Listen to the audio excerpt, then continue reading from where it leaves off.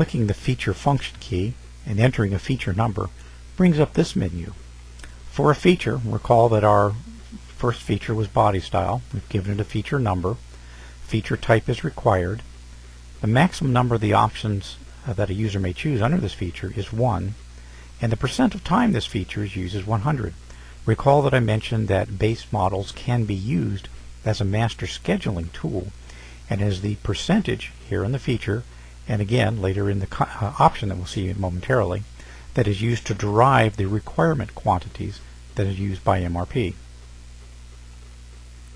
Clicking on the Maintain Options function key at the bottom of the screen and entering in an option, in this case a two-door option, brings up the two-door option that's associated with the feature, a body style.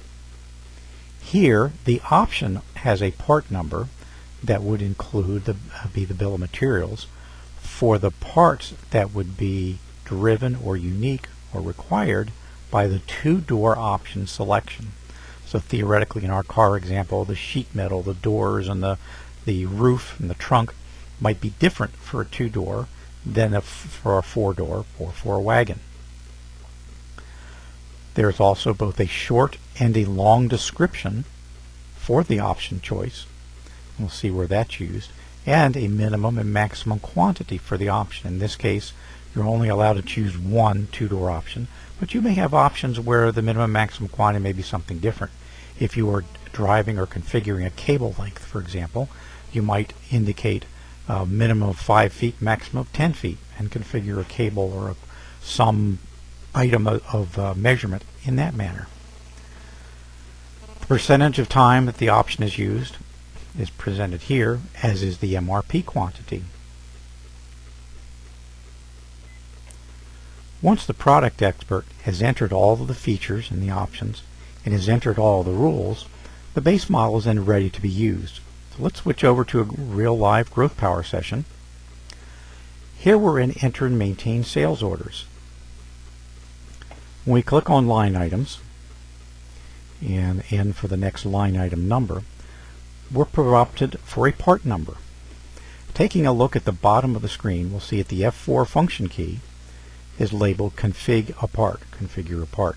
When we click that function key, the part number changes from a part number prompt to a base model prompt. Now we're ready to enter our base model name and begin the configuration process. Entering the name and simply pressing enter. Now the configurator will launch into the bulk or the guts of the configuration session. We'll bring up each feature and all of the options for that feature and allow a choice to be made. In this case, the first feature is the body style feature, and we have the three choices: two-door, four-door, and wagon. We're going to choose two-door as our option choice. Now the two-door option that we've chosen is listed over on the right hand side in this column named Options Chosen. All the options that we choose are going to be listed over here, and their long description truncated down to the short description. Now we have the next feature, which is the engine, and we're going to choose the standard engine. The next feature that comes up is interior color. We're going to choose an interior color, and then we get to choose an exterior color. Then we're going to choose a sound system, and now we have the other options. We can choose a roof rack, use a hitch. Let's try a roof rack. Type in RR for the roof rack. Notice that when we choose the roof rack, the sunroof unhighlights itself and is no longer available for us to choose. That being a rule that was put in place, perhaps for technical reasons, because a roof rack can't be installed when you have a sunroof in place and vice versa. We could choose another of these options if we wished. Once we've finished making our choices, we'll press enter. We're given one last chance down here to, with this F5 function key, to re-choose options if we wish to. We'll press enter to continue, and now we're asked the question if we want to add additional part numbers to the bill of material. Default is no. We're going to accept the default. Next, we're asked a kit question. Is this a kit? Now this would be answering the phantom field setting for the configured part that we're creating. And if we say yes here, the phantom flag for this part will be set to K for kit. We're going to say no, so the phantom flag remains no. Do we want to do a cost roll-up now? For those on standard costing, if you say yes, which is the default, a cost roll-up would be performed at this point. Now it asks if we'd like to do a price roll-up. If we'd been clever and had assigned list prices to various bill of material components in our configuration, in our base model, then with saying yes here would roll up those list prices, and we'd have basically a list price for the features and options that were selected. I liken this to kind of a rudimentary cost and quoting module. Gives you a quick way to roll up a price for a customer without applying any discounts or anything else, but a quick way to roll up a list price. So we're going to say yes to that. Next, we're provided with a prompt for the part number. The default part number when entered during sales order entry is the letter S, the sales space, the sales order number, dash the line number.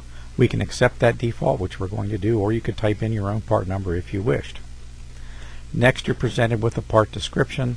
Defaulting in the part description can be more elegantly configured by setting up the base model so a more meaningful description appears. We did not do that. It asks for a stockroom. Give it a stockroom name, give it a location. We're next prompted for a product code. And now we've finished creating the part number and creating the bill of materials. Those two roll-ups were accomplished. The primary location was set. Everything that's needed to set up a part number has been done. So that part number has been created, and now that is the part number right here in on our sales order line. We're back in line entry, right at the product code entry in the sales order line.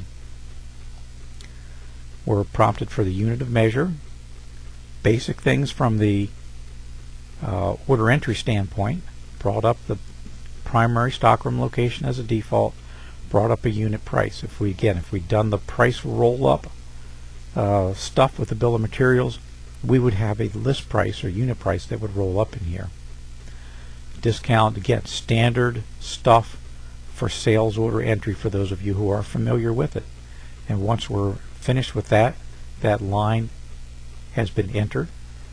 At the end of the configuration session, notice that the part master comments associated with the configure part number we created match the options that were chosen. So basically, the first part comments on the configure part list all of the options that were chosen during that configuration session. Makes it easy for you to look at a glance and tell what options were chosen for a given assembly on a sales order.